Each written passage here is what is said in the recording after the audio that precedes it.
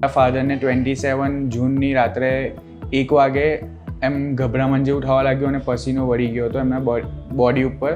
Angiography કરીને એમની બોડીમાં મેઇન બ્લોકેજ હતું એક નળીનું, 70% હતું. તો અમને ડૉક્ટરે સજેસ્ટ કર્યું કે બાયપાસ સર્જરી કરાવવી જરૂરી છે. તો એ જ ડૉક્ટરે અમને સજેશન આપ્યું કે સુરતમાં સનશાઇન ગ્લોબલ હોસ્પિટલમાં મહેશ વિંચુકર સર કરીને એક ડૉક્ટર સારા છે, જે સિનિયર ડૉક્ટર છે. એમની પાસે 25 to 30 યર્સનો એક્સપિરિયન્સ છે અને એકદમ સક્સેસફુલ સર્જરી કરે છે અને એમની પાસેથી પેશન્ટ સારા થઈને જાય છે.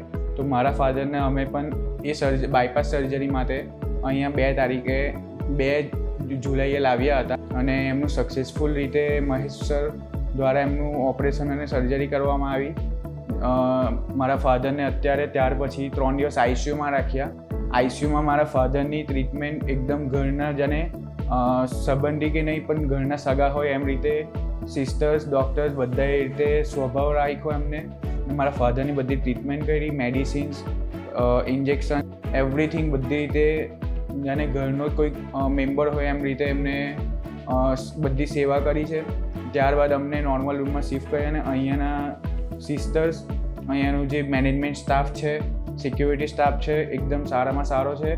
અહીંયાના સિસ્ટર્સ પણ એટલું ટાઈમનું મેનેજમેન્ટનું ધ્યાન રાખે છે. બધું સારી રીતે એમને અહીંયા આગળ ટ્રીટમેન્ટ પણ એમની થઈ છે.